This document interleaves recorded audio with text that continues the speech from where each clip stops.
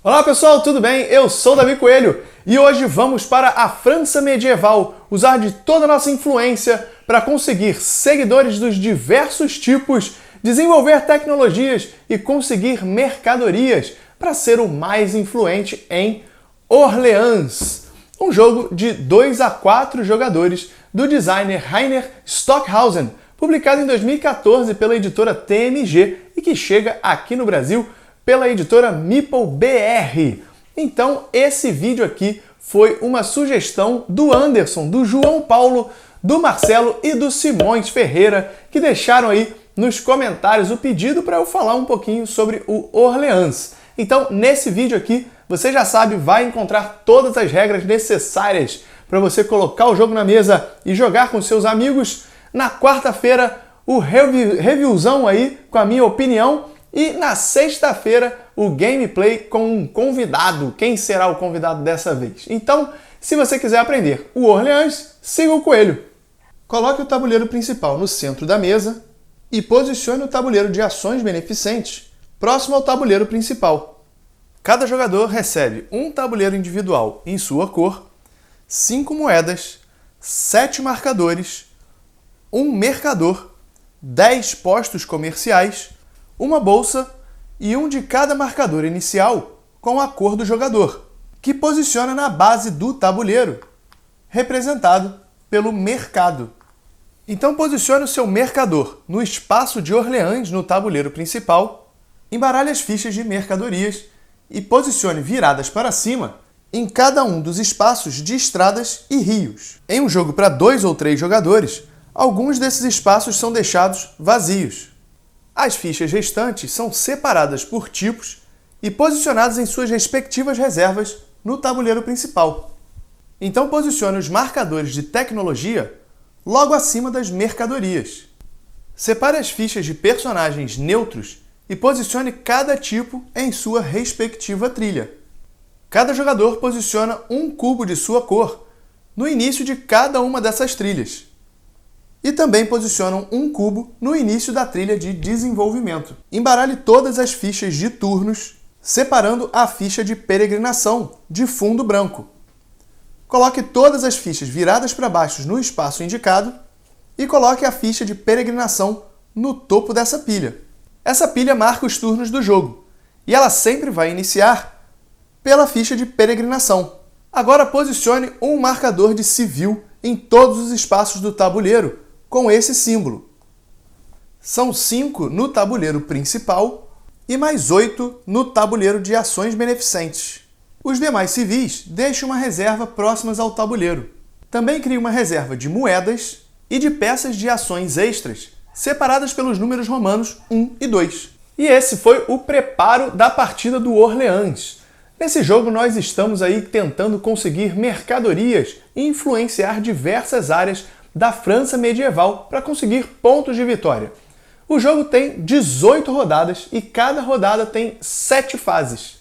A primeira fase é revelar a ficha de turno, que vai dizer o evento que vai afetar aquela rodada. Existem 6 eventos que vamos conhecer mais à frente. A fase 2 é verificar quem tem menos fazendeiros. O jogador que estiver mais à frente nessa trilha recebe uma moeda do banco. Em caso de empate, nenhum jogador recebe moeda. E o jogador que estiver mais atrás nessa trilha deve pagar uma moeda ao banco. Novamente, em caso de empate, ninguém precisa pagar a moeda. Em um jogo para 2 jogadores, o jogador que está à frente recebe a moeda, mas o jogador que está atrás não precisa pagar a moeda. A fase 3 é retirar da sua bolsa um número de marcadores igual ou menor do que o número indicado pelo seu marcador na trilha dos cavaleiros. Os marcadores retirados da bolsa devem ser posicionados no mercado, em seu tabuleiro individual. Você não pode retirar mais marcadores do que espaços disponíveis em seu mercado. A fase 4 é posicionar esses marcadores nos espaços de ação do seu tabuleiro. Nessa fase, o posicionamento dos marcadores é feito simultaneamente pelos jogadores, mas se algum jogador quiser ver a ação de um jogador antes de tomar a sua decisão, então esse posicionamento deve ser feito na ordem do turno dos jogadores. Para realizar a ação do espaço, você deve posicionar os marcadores mostrados na ação. Uma ação que possua todos os marcadores necessários posicionados é considerada ativada e poderá ser executada na fase seguinte. Você não precisa posicionar todos os marcadores da ação na mesma rodada. Você pode deixar alguns marcadores posicionados para completar o espaço de ação em uma rodada futura. Isso libera espaço em seu mercado, para poder retirar mais marcadores da bolsa, por exemplo. Então, na fase 5, os jogadores vão poder realizar as ações ativadas, ou seja, que estão com todos os marcadores necessários posicionados na ação. Em ordem horária, os jogadores realizam uma ação ou então passam a vez. Mas se eles passarem a vez, não vão poder mais realizar ações naquela rodada. Sempre que um jogador realiza uma ação, ele pega os marcadores posicionados na ação e coloca de volta dentro da bolsa. As ações ativadas não são obrigatórias, então os jogadores podem deixar marcadores posicionados no tabuleiro para ativar em rodadas futuras. A fase 6 é resolver o evento da ficha de turno. Então vamos conhecer os 6 eventos disponíveis no jogo.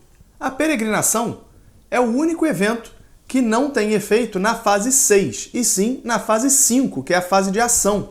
Quando esse evento é revelado, nenhum jogador pode contratar monges naquela rodada. Todos os outros 5 eventos são realizados na fase 6. Caso o evento seja a peste, na fase 6, todos os jogadores vão retirar um marcador de suas bolsas e retorná-lo para a reserva do jogo, mas não precisam recuar o seu cubo na trilha daquele marcador. Caso o jogador retire um marcador inicial com a cor do jogador, ele deu sorte e não vai perder aquele marcador.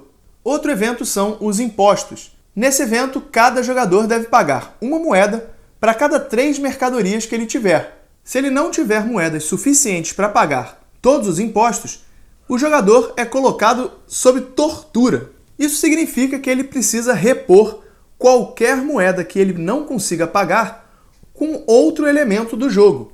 Esses elementos podem ser postos comerciais, marcadores de suas bolsas, pontos de desenvolvimento, mercadorias, espaços de ação extra e marcadores de tecnologia.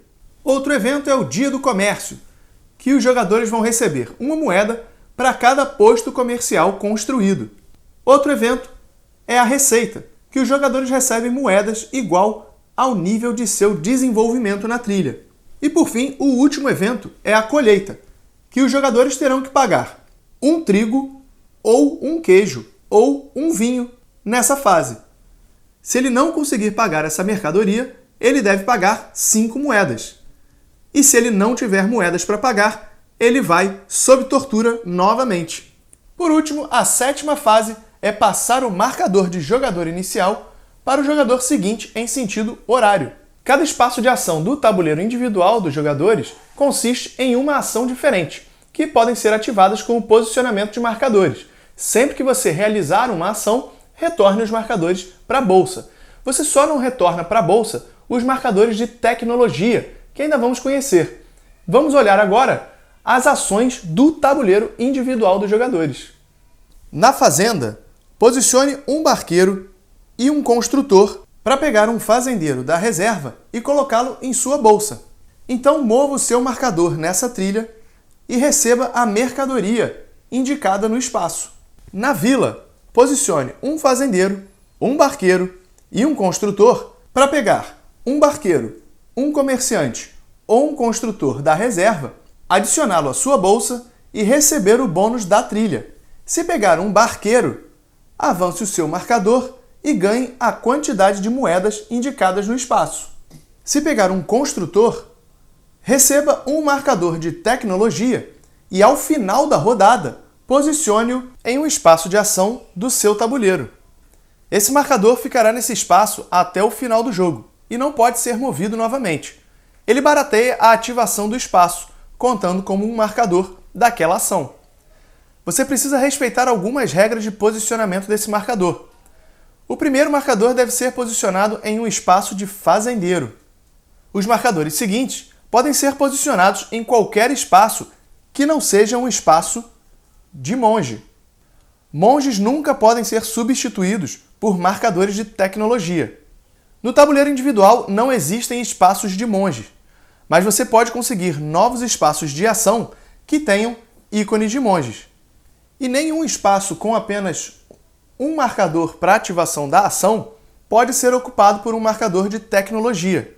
E cada espaço de ação também só pode ter um único marcador de tecnologia. Esses espaços de ação extra são conquistados na trilha dos comerciantes, que você também consegue no espaço de ação da vila. Coloque o comerciante em sua bolsa e ande com seu cubo na trilha. Então pegue um novo espaço de ação das pilhas. No seu primeiro movimento, só poderá pegar uma ação da pilha 1. A partir do seu segundo movimento, você poderá pegar de qualquer uma das duas pilhas. Você pode olhar toda a pilha de ações extras para escolher a que preferir. Na universidade, posicione um fazendeiro, um construtor e um comerciante para receber um marcador de acadêmico, que você coloca em sua bolsa. Então mova o seu marcador um espaço na trilha, recebendo os pontos de desenvolvimento. E para cada ponto recebido, ande na trilha de desenvolvimento. No castelo, posicione um fazendeiro, um barqueiro e um comerciante para receber um marcador de cavaleiro, colocá-lo em sua bolsa, avançando na trilha. Essa trilha aumenta a quantidade de marcadores que podemos retirar da sacola na fase 3 da rodada. No início do jogo, podemos retirar 4 marcadores. E a cada espaço aumentamos 1, com exceção do espaço 7, onde não aumentamos a quantidade de marcadores, mas o primeiro jogador a alcançar esse espaço recebe o marcador de civil, que já vamos ver o que faz. No monastério, posicione um acadêmico e um comerciante para pegar um monge da reserva e colocá-lo na bolsa. Esse espaço não possui uma trilha de bônus, mas o monge pode ser utilizado como um coringa, substituindo qualquer outro marcador do jogo. Vamos falar agora dos espaços de ação de movimentação nas rotas. Nesse primeiro espaço, podemos posicionar um fazendeiro, um barqueiro e um cavaleiro para nos movermos de barco pelos rios. Então mova o seu mercador para uma cidade adjacente através de um rio. Se no caminho existir uma ficha de mercadoria, pegue aquela ficha para você. E se existirem mais de uma ficha, pegue apenas uma e deixe a outra no espaço. Na Guild Hall você posiciona um fazendeiro, um construtor e um cavaleiro para posicionar um posto comercial na cidade em que se encontra o seu mercador, desde que não haja nenhum outro posto comercial no espaço, mesmo de outro jogador. Cada cidade só pode ter um único posto comercial, com exceção de Orleans, que pode ter um posto comercial de cada jogador. No Scriptorium, você pode posicionar um cavaleiro e um acadêmico para receber um ponto de desenvolvimento. O espaço de prefeitura funciona de forma diferente dos outros espaços. Na sua fase de planejamento, você pode posicionar um ou 2 marcadores de qualquer tipo aqui. Ele será ativado mesmo que tenha apenas um marcador. Os marcadores posicionados nesse espaço são movidos para os espaços do tabuleiro de ações beneficentes. Posicione o marcador em um espaço equivalente ao marcador e ganhe o bônus de posicionamento daquele espaço. Esses bônus podem ser de 1, 2 ou 3 moedas e, no caso da canalização, pode ser uma moeda ou um ponto de desenvolvimento. Quando um desses espaços for completado, o jogador que posicionou o último marcador recebe o marcador de civil.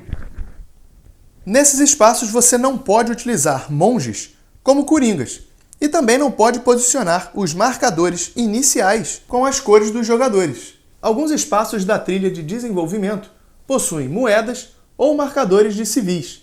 Sempre que algum jogador parar ou passar por um espaço de moedas, ele recebe aquele valor do banco. E o primeiro jogador a parar ou passar por um espaço com o marcador de civil, pega aquele marcador para ele. Em alguns pontos dessa trilha, você vai passar por estrelas douradas. Isso significa que o seu nível de desenvolvimento agora tem aquele valor. No início do jogo, ele é 1 e pode chegar até 6. O jogo termina após 18 rodadas, mas antes da contagem final de pontos de vitória, verifique o jogador com mais postos comerciais posicionados no tabuleiro. Então, pegue um marcador de civil da reserva e entregue para aquele jogador. Agora sim, vamos à contagem de pontos de vitória do final do jogo. Cada tecido vale 5 pontos de vitória. Cada lã, 4 pontos de vitória. Cada vinho, 3 pontos de vitória. Cada queijo, 2 pontos de vitória. Cada trigo e cada moeda, 1 ponto de vitória. Agora some todos os seus marcadores de civis e postos comerciais posicionados no tabuleiro e multiplique pelo seu nível de desenvolvimento.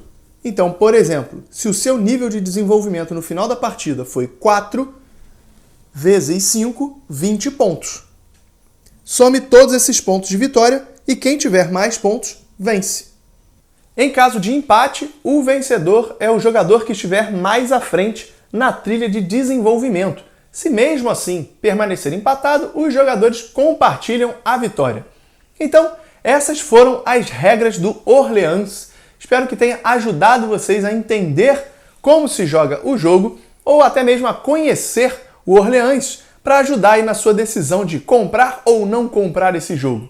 Não perca também a minha opinião sobre o Orleans na quarta-feira e um gameplay para você ver o fluxo da partida na sexta-feira. Se você curtiu esse vídeo, deixa aí um like, um comentário, se inscreve no canal para não perder mais vídeos como esse. Eu sou o Davi Coelho, vou ficando por aqui, a gente se vê no próximo vídeo.